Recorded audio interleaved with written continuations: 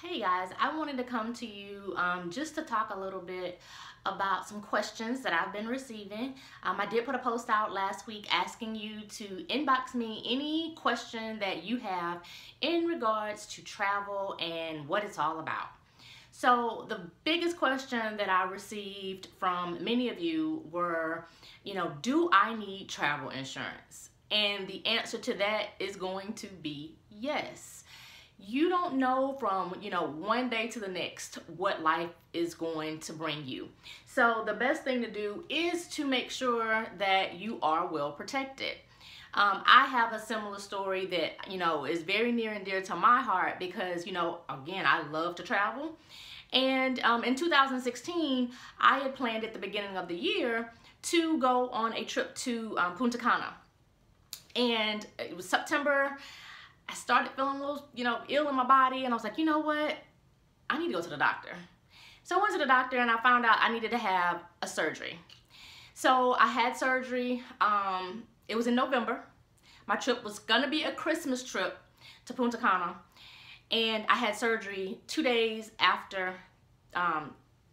Thanksgiving. So, sorry, Monday after Thanksgiving. And it was gonna take me 6 weeks to heal. So after that, and during that time, I was very, very worried because I didn't do insurance on my trips because I felt like, you know what, I paid this money, I'm going. So I'm not even gonna worry about it, I'm gonna go. Well, lo and behold, again, that surgery was necessary and I didn't have insurance, but the first thing I did when I woke up was, am I gonna still be able to get to go on my trip because I paid all this money and I don't wanna lose my money because it's non-refundable. So even for travel agents, unless you have insurance, again, your trip is non-refundable just like everybody else's.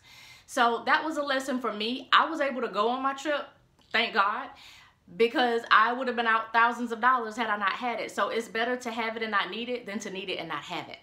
So if that helps to answer your question. I personally don't sell the insurance, but I do highly recommend it. I can give you some quotes on it and I can tell you where you can go to get it. But the important thing is to make sure that you protect your investment. Even $100, is enough to say I'd rather, lose $100 than to lose thousands of dollars if I have to cancel my trip. So that was one of the questions that I got. The other question that I seem to have received a lot of was, do I really need a travel agent? Can I just do this myself? Sure you can. You can book whatever you want, whenever you want, however you want. However, there are situations where, the terms and conditions are there, and you may not understand what some of those terms and conditions are. You're so excited, ready to go on your trip, you see this great deal, and you jump right in and you go ahead and you book it, and you didn't read through any of that. You didn't read your cruise contract, you didn't read the fine print that's on, the travel websites, because they're gonna protect their best interests, and they know that you're not gonna take the time to read what you are signing up for. So the moment you hit that purchase now button, it's done. You've already went ahead and paid for it, and again, unless you have insurance, you're SOL if anything happens. So you have to make sure that you are, reading those fine lines, the T's and C's that everybody hates to read, that are pages long sometimes, and they do that on purpose because they don't want you to sit there and read it.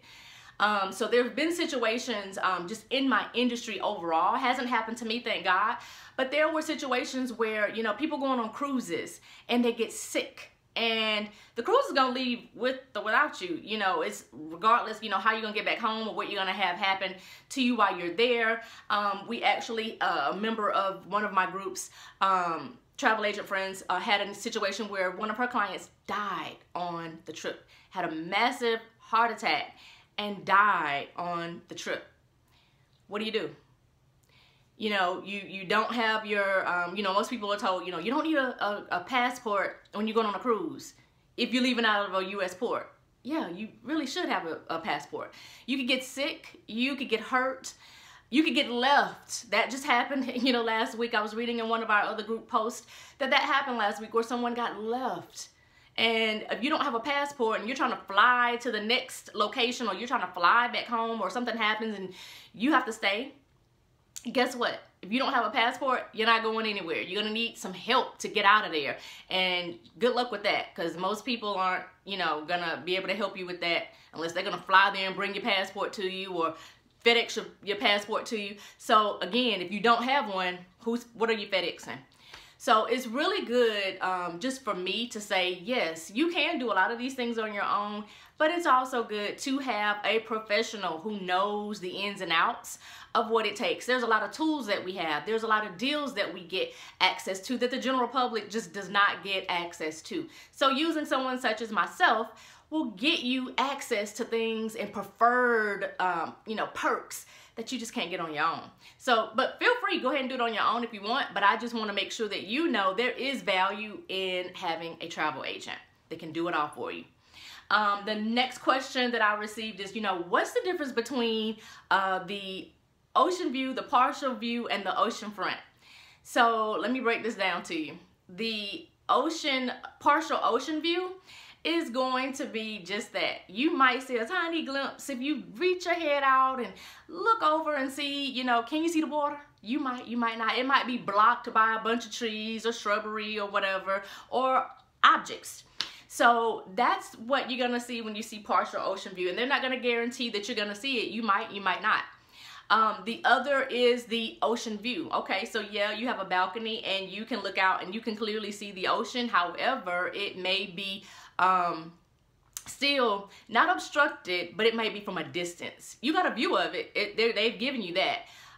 But there's an option there for having partial and then ocean. And then the final one is the ocean front. So ocean front is basically where you're just able to walk right out, or you're right there on the beach. It's ocean front, just what it says. You can see the beach. You're right on it. You can either walk out from your patio, or again, if you're on a balcony, you're facing it, you're right there on it. You don't have to go too far to get to it. So you're ocean front.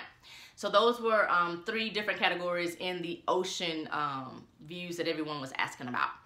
Then the other thing that was being asked about was star ratings and quality. So everybody knows for JTS Vacations, I don't book anything under a 4-star hotel. I just don't. The other star qualities are just not in my book of business. But I will explain to you what those differences are. So of course, the 1-star is basically you got a place to lay your head. It's no frills. It's just basic accommodations. You don't get anything.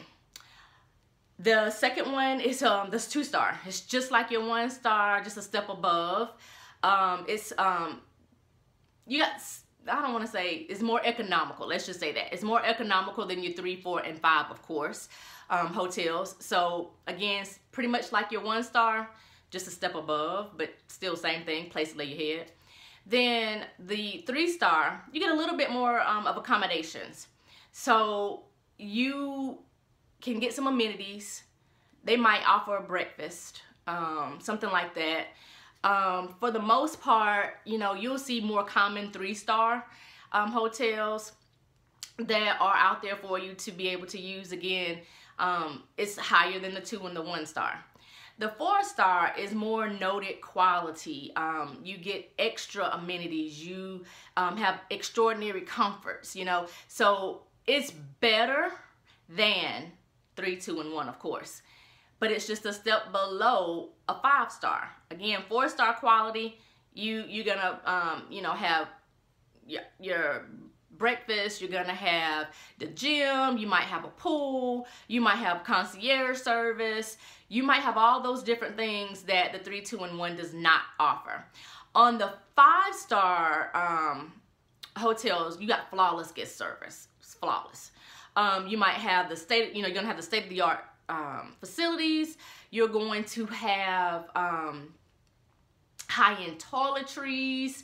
It's going to be preferred dining or premium dining experience. The experience is just going to be top-notch. So you shouldn't see too many things that they don't offer. You will definitely know the difference when you stay from a 5-star, 4-star, and of course 3 and below. You're going to know the difference in quality of service.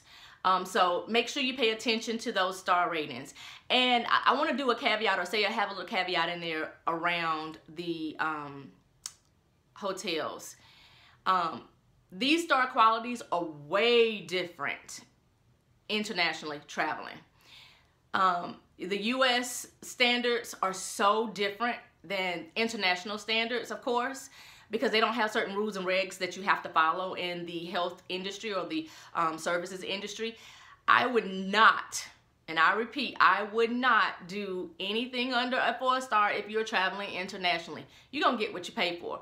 And so that's, again, why I do not service or provide or sell anything under a 4 or 5-star hotel. So yeah, if JTS is selling anything, it's going to be 4 and 5-star hotels or resorts. And then finally, one of the things is read the reviews. People ask, how valuable are the reviews? Reviews are very valuable. Reviews need to be looked at in 2 different aspects. I'm saying that because some of these reviews are over the top. Some people are just very, very, very nitpicky. But if you see a common theme going on about a particular resort that you're looking at or a hotel that you're looking at, there's probably some validity to that. If multiple people are saying it and not just 1 or 2 people that may just be overly picky. I am very picky about where I lay my head. It has to be the same comforts of home or better.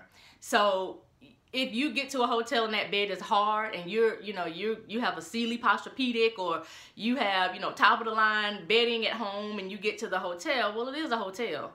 And so depending on, the level of comfort that you're accustomed to, you just very well may have some lumps in the bed. I mean, it's known how many people, thousands of people are laying in that bed.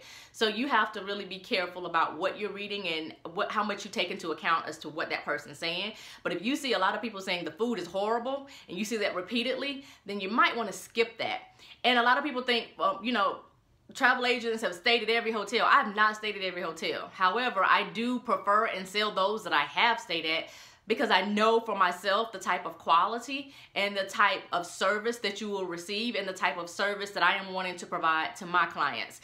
So again, I have to read reviews and look at things just like everybody else that I haven't stayed at. If there's somewhere that you want to stay that's other than what I'm recommending, then I have to read up on it too, and then educate you on what I'm finding about the hotel or resort that you're wanting to stay at. Because again, I want to make sure that I provide excellent service to you, and I'm giving you top-notch service and letting you know where to and where not to stay. So if you want to talk with me more and get additional information, or just want to start planning your own trip with me, then contact me, schedule a consult. You can go to jtsvacations.com and go to the contact page, schedule an appointment with me. Let's sit down and start talking about your next vacation so that you don't have to worry about all of these different things. That's what I'm here for. That's what I'm going to do for you. So just go on over and, again, set up an appointment, and we can start talking about planning your next vacation for 2019. Talk to you soon.